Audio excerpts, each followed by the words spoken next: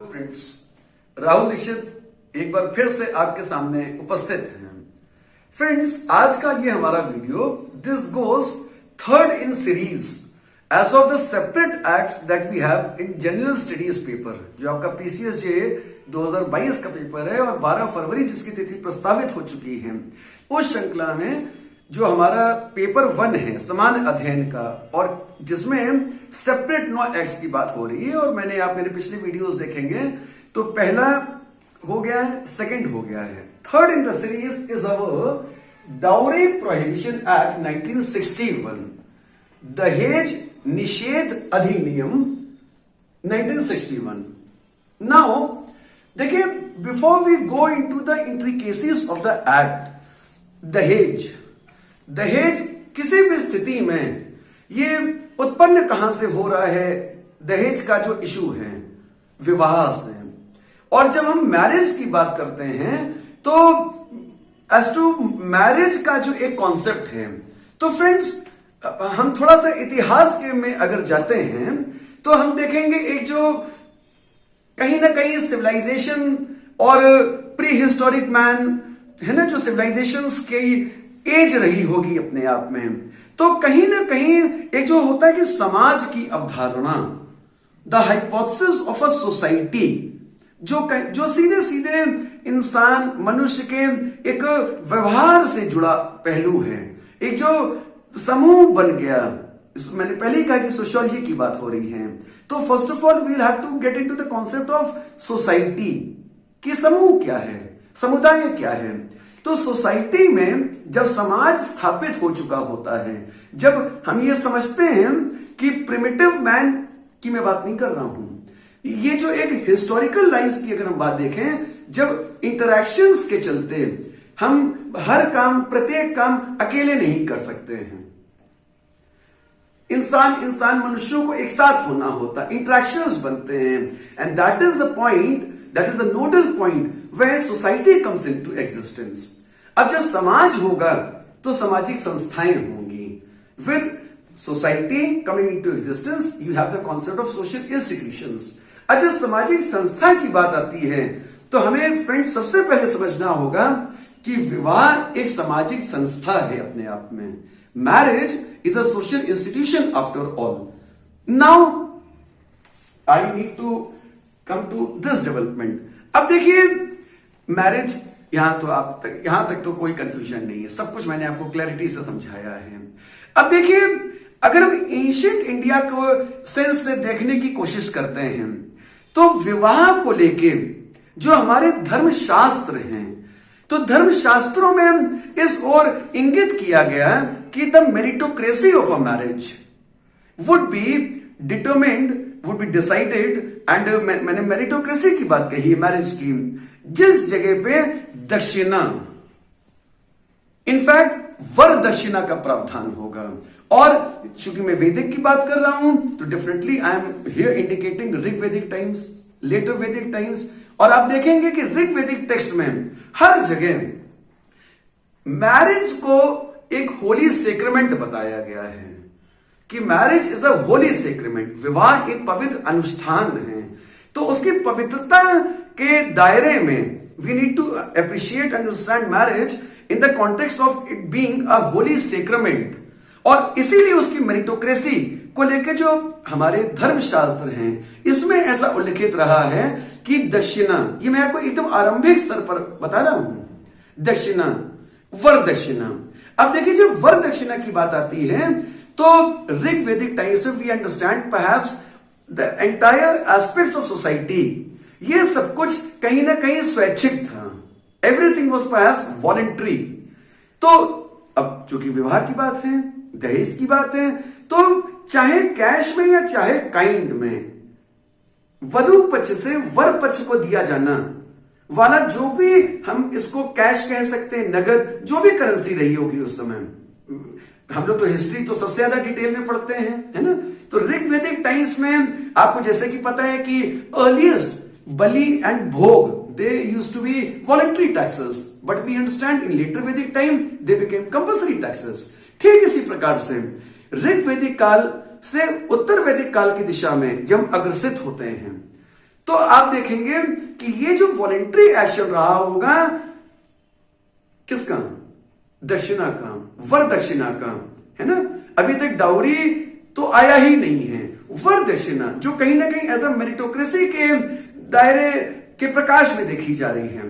तो ये जो वर दक्षिणा का कॉन्सेप्ट है अपने आप में, ये जो आरंभिक अवस्था में स्वैच्छिक था, परंतु समाज में जटिलताएं जब बढ़ती गई होंगी, समाज में जब रिस्ट्रिक्शंस, रिस्ट्रेंट्स, कंस्ट्रेंट्स रहे होंगे एंड द एंटायर फोर्सेस जो ऋग वैदिक से लेटर वैदिक की तरफ बढ़ रहे हैं, तो हम देखेंगे कि इन टाइम्स टू कम, है ना, ये जो हमारा वर दक्षिणा का कॉन्सेप्ट है, ये पहले कैश और काइंड में जो है या गिफ्ट्स के तौर पे है। तो ये जो वॉलेंट्री एक्ट है स्वैच्छिक, ये कहीं ना कहीं रिप्लेस हो रहा है कोर्सिव से। जब कोर्सिव से रिप्लेस हो रहा है मींस अब ये एक तरीके से मानदेय है, एक विवाह का मानदंड ऐसे स्थापित हो रहा है कि डाउरी का प्रावधान आ रहा है ना, मतलब एक तरीके से कोर्सिवनेस का जो एलिमेंट आ रहा है। अब यहां तक आते आते इतिहास के पन्नों पे यदि हम देखते हैं तो स्वैच्छिक जैसा अब मामला जरा थोड़ा सा रुक सा रहा है एंड एक मानदंड स्थापित हो रहा है, कोर्सिव हो रहा है और डाउरी कहीं ना कहीं प्रकाश में आ रही है। जो प्राचीन भारत में स्त्री धन, वर पक्ष, वधु पक्ष, तो इसके आयाम, इसके डायमेंशंस परिवर्तित हो रहे हैं फ्रेंड्स। नाउ अब हम बात करते हैं प्री इंडिपेंडेंस इंडिया की, क्योंकि ये तो इसका एक पहलू मैंने आपको बताया, एक ऐतिहासिक पृष्ठभूमि।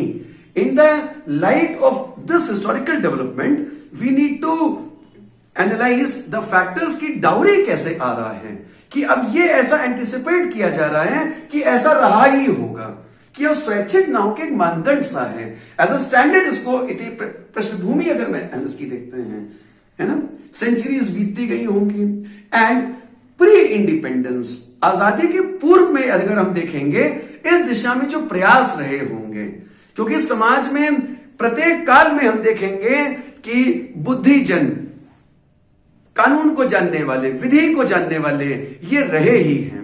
तो मित्रों सबसे पहला जो प्रयास हुआ था प्रोविंस ऑफ सिंध में एक एक्ट सा बना था जिसको हम एकदम आरंभिक कह सकते हैं as regards to pre independence, जिसके अंतर्गत हम देखेंगे देती लेती एक्ट आया था 1939 में।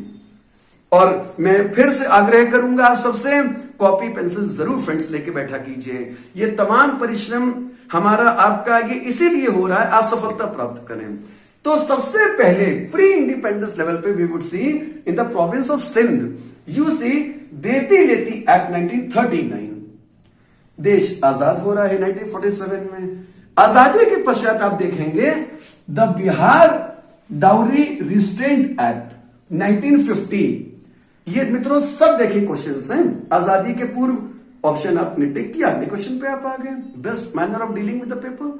आजादी के पश्चात बिहार डाउरी रिस्ट्रेंट एक्ट, ये सबसे पहला अधिनियम है as regards to dowry abolishing 1915। इसके पश्चात हम देखेंगे Andhra Pradesh dowry prohibition act 1958।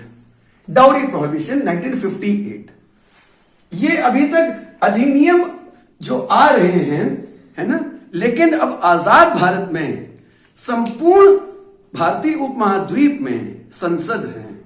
तो देखिए ये मुद्दे प्रकाश में as regards to this dowry proceeds, ऐसे मामले जब सरकारों के समक्ष आते रहे होंगे, लॉ एंड ऑर्डर के सामने आते रहे होंगे, तो इस श्रृंखला में मैं बताना चाहूंगा कि चूंकि आजादी के पूर्व भी ऐसी आवाजें उठती रही थी।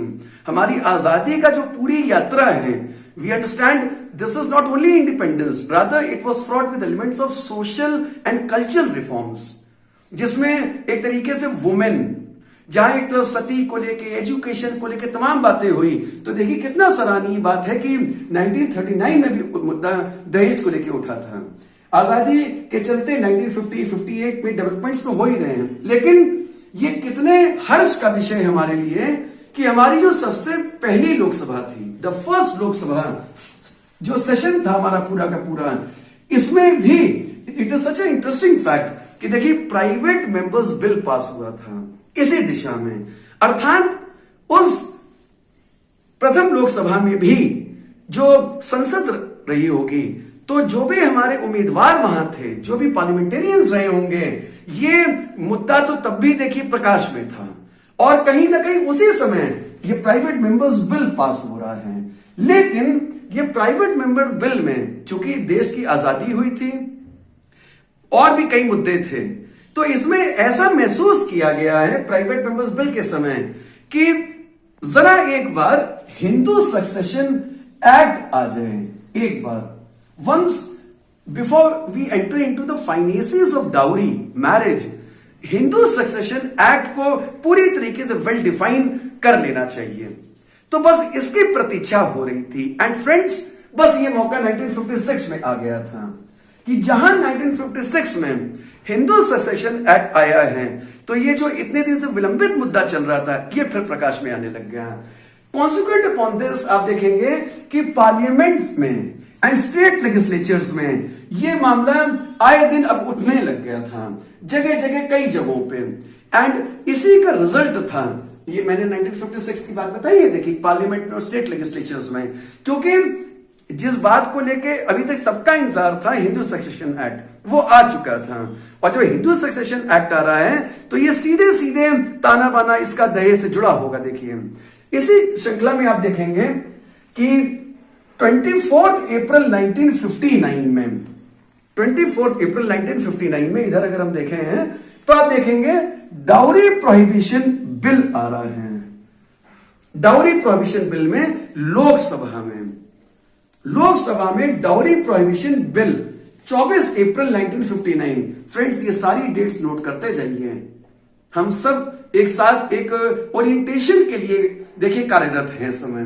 तो डाउरी प्रोहिबिशन बिल लोकसभा में आता है 1959 में, है ना। लेकिन जैसे हमारे संविधान की रूपरेखा है, तो राज्यसभा भी पीछे कैसे रह सकता है ना। तो आप देखेंगे कि एक ज्वाइंट कमेटी का गठन जो है कहीं ना कहीं, जहां पे एक तरीके से हम कह सकते हैं कि संसद के दोनों सदन में यह मुद्दा उठता है ज्वाइंट सिटिंग के माध्यम से। और कॉन्स्टिट्यूशन पर लगातार हमारी क्लासेस चलती रहती हैं। आप सब you all understand as per article 108 you have provision of joint sitting. और ज्वाइंट सिटिंग में संयुक्त जो अधिवेशन होता है, इसके तहत आप देखेंगे कि 6 एंड 9 मई 1961 को ये पूरी तरीके से एक फाइनलिटी की तरफ ये मामला आ जाता है कि अब ये तो स्थापित हो चुका है कि संसद का सरकार की मंशा निषेध को लेकर स्थापित हो चुकी है। Now as per these developments हम देखेंगे कि ये पूरा का पूरा एक्ट जो 28 ऑफ 1961 है, 28 ऑफ 1961, और देखिए कितना सब कुछ तर्क संगत है। अभी आप देखेंगे कि मैंने आपको बताया 6 और 9 मई 1961 को पूरी तरह से ज्वाइंट सिटिंग में both the sessions of the houses ये पूरी तरह से हो जाता है। एंड फाइनली आप देखेंगे 20 मई 20 मई 1961 को it receives the ascent of the president. जैसे राष्ट्रपति से हस्ताक्षर युक्त होता है ये, बस 20 मई 1961। एंड फाइनली सारी डेट्स फ्रेंड्स नोट करते चलिएगा। देखिए फाइनली 1 जुलाई 1961 को दिस कम्स इनटू फोर्स। 1 जुलाई 1961 the dowry prohibition act 1961 this comes into force. मित्रों, यहां फोर्स की तिथि अलग है, प्रेसिडेंट के एसेंट की तिथि अलग है, क्योंकि जितना इंपॉर्टेंट इश्यू होता है बट ऑब्वियस क्वेश्चंस बनने का चांस भी उतना ही ज्यादा होता है। 6 एंड 9 मई 1961 ज्वाइंट सेशन हुआ था। और पूर्व का जो डेवलपमेंट है, मैंने पूरा प्रयास किया कि एक हिस्टोरिकल क्रोनोलॉजी एस्टेब्लिश करने की कोशिश की है देखिए इसमें। And now this having established, क्योंकि कॉन्सेप्ट्स का क्लियर होना देखिए बहुत जरूरी है। After all we can not expect every question to be one liner. और राहुल दीक्षित टाइम्स में तो जब तक कॉन्सेप्ट्स ना हो तब तक तो हमें मजा ही नहीं आता है। Now section by section we'll see the details of the act, है ना। Length we are going to study sections as to the Dowry Prohibition Act 1961. Now, first of all we have the preamble followed by the introduction. अब इस श्रृंखला में हम देखेंगे section 1 of the act is short title. Short title meaning जो हमारा title है act का, एक्सटेंड उसका टेरिटोरियल जुरिसडिक्शन जो एंटायर इंडिया में जा रहा है, and the issue of Jammu Kashmir. Finally commencement. Commencement मैंने अभी आपको बताया है, कमेंसमेंट का मतलब होता है when an act is coming into force, not the president's assent. तो कमिंग इनटू फोर्स की जो तिथि दैट इज 1 जुलाई 1961. Now section 2. फ्रेंड्स, मेरे बड़े प्यारे बच्चों, maximum questions definition of dowry से बनेगा जो हमारा सेक्शन 2 है. मैक्सिमम क्वेश्चंस, क्योंकि डाउरी के जो तमाम प्रोसीड्स हो सकते हैं जिसमें यू अंडरस्टैंड गिविंग और taking of the dowry in cash kind, ये तमाम जो प्रोसीड्स को लेके हैं, तो जो डेफिनेशन ऑफ डाउरी कही गई है, जो कहीं ना कहीं एक तरह से वैल्यूएबल सिक्योरिटी की जो बात है, वैल्यूएबल सिक्योरिटी. अब ये valuable security would mean the same as section 30 of IPC. Indian penal code का सेक्शन 30 जो है, जो 45 ऑफ 1860 है.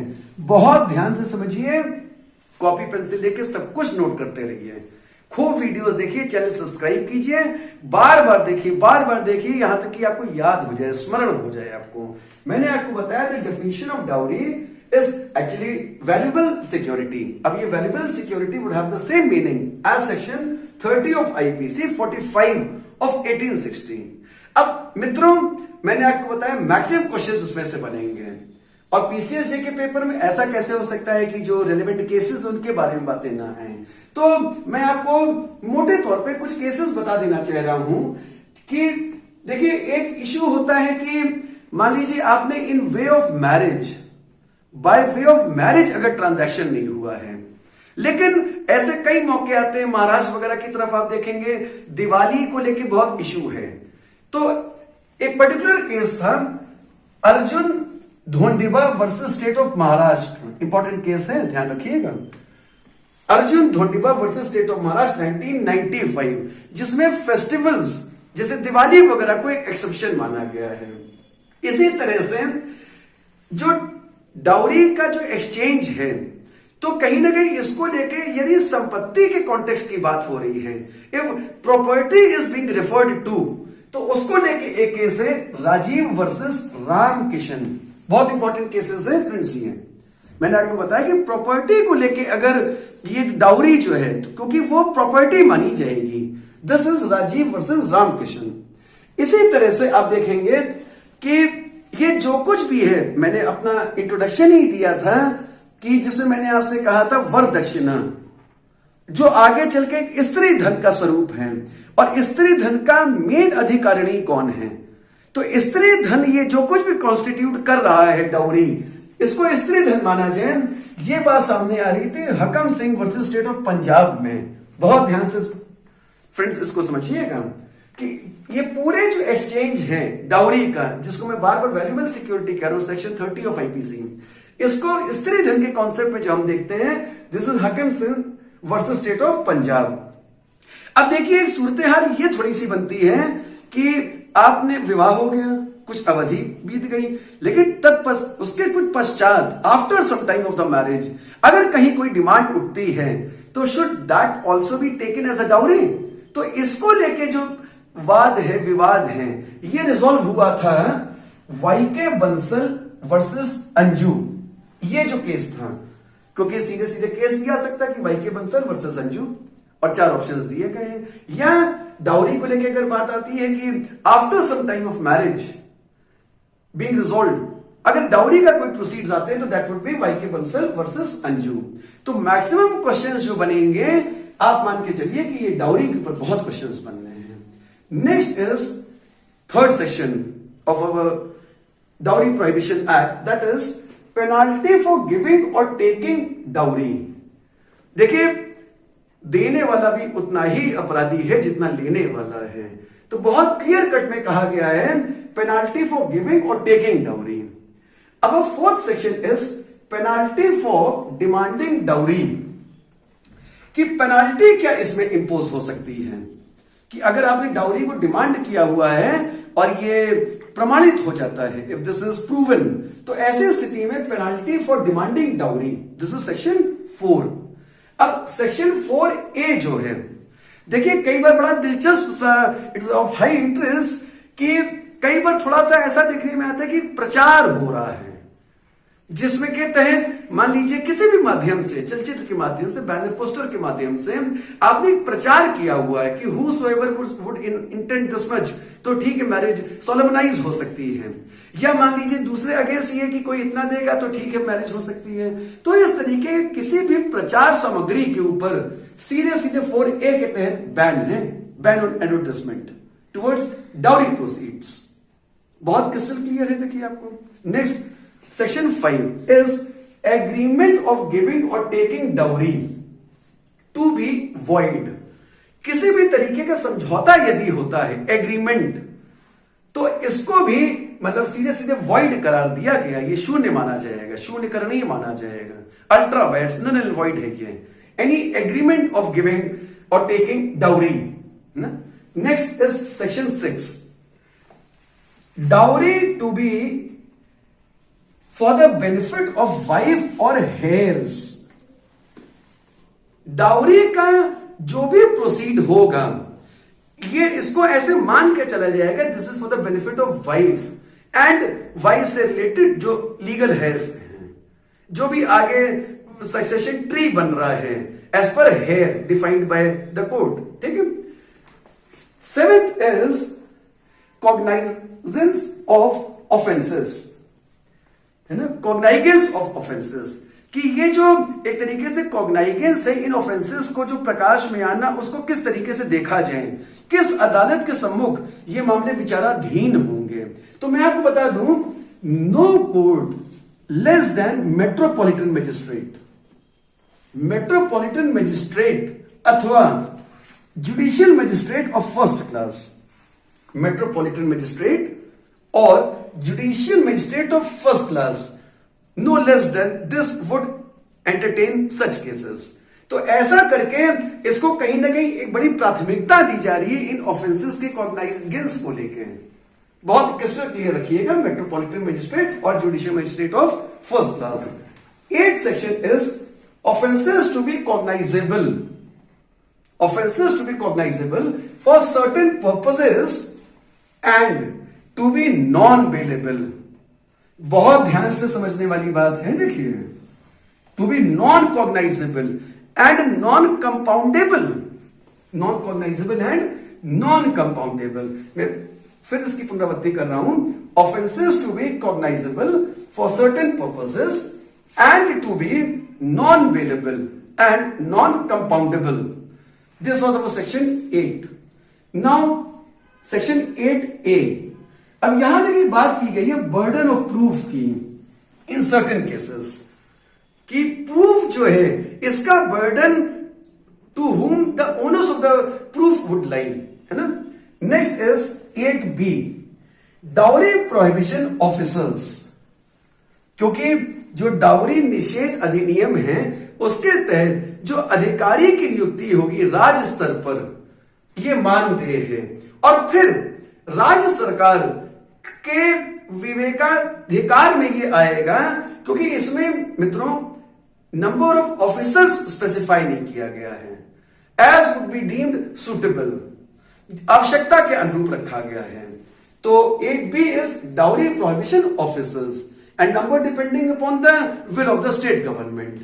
Next is section 9, power to make rules. देखिए टाइम चेंजेस, और इन चेंजिंग टाइम्स के चलते जो रूल्स हैं, जो नियमावली बनेगी, उसका जो पावर है, तो सेंट्रल गवर्नमेंट समय समय पे एक क्लोज स्क्रूटनी के माध्यम से दिशा निर्देश जारी करता रहेगा। तो दिस इज सेक्शन 9, क्योंकि इसमें स्टेट गवर्नमेंट्स का तो जो रोल था, तो definitely you are in a power to appoint dowry prohibition officers, लेकिन जिस जगह दिशा निर्देश की स्थिति आएगी उस जगह पे सेक्शन 9 सेंट्रल गवर्नमेंट को एम्पावर कर रहा है ना। Next section 10, power of the state government to make rules.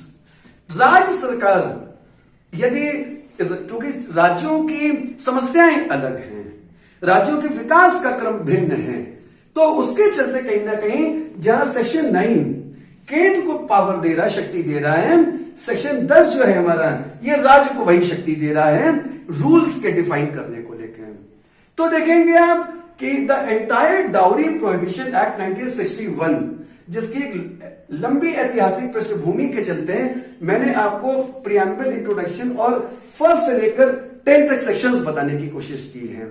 Furthermore, अब देखिए इसमें कुछ रेलेवेंट प्रोविजंस भी होंगे जो किसी दूसरे एक्ट के साथ भी समतुल्य हो सकते हैं।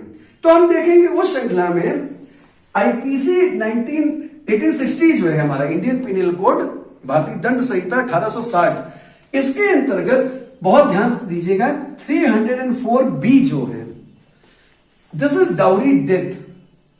तो डाउरी डेथ जो है ये सीधे सीधे, क्योंकि सारा जो चर्चा यहां चर्चा परिचर्चा हमारी हुई है डाउरी को प्रोसीड्स को लेके हो रही है, इस संदर्भ में आईपीसी की 304B जो है ये डाउरी डेथ का प्रावधान इसके में आता है। इसी प्रकार आप देखेंगे 498A, बहुत ध्यान रखिएगा, कॉपी पेंसिल तत्काल नोट कीजिए, 304B डाउरी डेथ, 498A कहां, भारतीय दंड संहिता 1860 1860। इसके तहत आप देखेंगे हस्बैंड और relative of husband of women who is subject to cruelty, ये जो बात आ रही है ये 498A के तहत आएगी, जिसमें हस्बैंड और हस्बैंड के तमाम रिलेटिव्स भी इसमें देखिए कवर हो रहे हैं, of women who is subject to cruelty. ठीक है, ये तो मैंने आईपीसी की बात बताई जिसमें 2 रेलेवेंट प्रोविजंस आपको दिखाई दे रहे हैं आज के हमारे डाउरी प्रोहिबिशन एक्ट 1961 के चलते हैं। जैसे मैंने आपको बताया कि आईपीसी का जो संदर्भ है, जो रेलेवेंस है, ठीक उसी प्रकार हमारा जो इंडियन एविडेंस एक्ट है, भारतीय साक्ष्य अधिनियम 1872, इसके अंतर्गत आप देखेंगे 113B, इंडियन एविडेंस एक्ट 1872 का 113B है, जो presumption as to dowry death की बात करेगा कि डाउरी डेथ का जो इशू है उसको प्रिज्यूम करने को लेके जो बातें हैं वो इंडियन एविडेंस एक्ट 1872 इसको पूरी तरह से कंसिडर करेगा। देखिए नाउ, अब देखिए मैंने आपको sections from first to 10 detail length में बताए, मैंने आपको रेलेवेंट प्रोविजंस बताए, है ना, connectivity from other acts. Finally dowry prohibition act 1961 के चलते संशोधन का क्या मामला है, तो we have 2 amendments. First amendment is dowry prohibition amendment act 1984। 1984 ये पहला संशोधन है दहेज निषेध अधिनियम 1961 का, और दूसरा संशोधन the second amendment article 368 of the constitution. इसके तहत आप देखेंगे the dowry prohibition amendment act 1986। तो ये 2 वर्ष कंठस्थ हो जाने चाहिए संशोधन के संदर्भ में, 1984 1986। अब देखिए थोड़ा सा मैं फिर से वापस आना चाहूंगा। आप देखेंगे कि जो हमारा सेक्शन 9 था डाउरी प्रोहिबिशन एक्ट 1961 का, दहेज निषेध अधिनियम 1961, इसके अंतर्गत सेक्शन 9 जो है हमारा, section 9 power to make rules, central government को जो पावर दिया गया है रूल फ्रेम करने का। बहुत इंटरेस्टिंग बात बता रहा हूं, very important from examination point of view. Section 9 power to make rules जो सेंट्रल गवर्नमेंट को दिया गया है, उसके तहत केंद्र सरकार रूल्स फ्रेम कर चुकी है। कौन सा rule? The dowry prohibition, maintenance of list of presents to the bride and bridegroom rules 1985। बहुत ध्यान से इधर देखिए, the dowry prohibition maintenance of list in presents to the bride and bridegroom rules 1985। अब ये जो rules हैं, तिथि याद रखिएगा, बिल्कुल कंफ्यूज मत होइएगा, 2 अक्टूबर 1985 की ये बात है। ये जो रूल्स निर्धारित किए गए हैं, rules as per the powers given to the centre under section 9 of the dowry prohibition act 1961। बहुत ध्यान से इस बात को देखिएगा, इसमें बिल्कुल कंफ्यूजन बेटा आप कीजिएगा मत, मान के चलिए आप, है ना। एंड मैं आपको बताना चाहूंगा, इसी सेक्शन 9 के तहत जो पावर टू मेक रूल्स हैं टू सेंट्रल गवर्नमेंट, इसके अंतर्गत ये जो आपका फर्स्ट एक्ट अमेंडमेंट एक्ट आया था, फर्स्ट अमेंडमेंट एक्ट, ये भी बेटा सेक्शन 9 से ही रिलेटेड है। ये जो फर्स्ट अमेंडमेंट एक्ट आया है, the dowry protection amendment act 1984, ये सीधे सीधे इसको इफेक्ट ही दिया गया है सेक्शन 9 के अंतर्गत। और this would be then 28 of 1961। This would be then 28 of 1961। तो आपने देखा कि सेक्शन 9 के अंतर्गत दो ऐसे केसेस सामने ऑलरेडी आ चुके हैं। एक तो जो डाउरी प्रोहिबिशन एक्ट 1984 है, ये इसी सेक्शन 9 के ही रिजल्ट में, इसी की कनेक्टिविटी से आप देख रहे हैं कि इसी के चलते इसको इफेक्ट दिया गया है। फर्दरमोर, इसी के तहत जो पावर टू मेक रूल्स हैं, ऑलरेडी रूल्स जो मैंने आपको बताया कि 1985, 2 अक्टूबर 1985 को ये रूल्स आ चुके हैं। कौन से rules? The dowry prohibition maintenance of list of presents to the bride and bridegroom rules.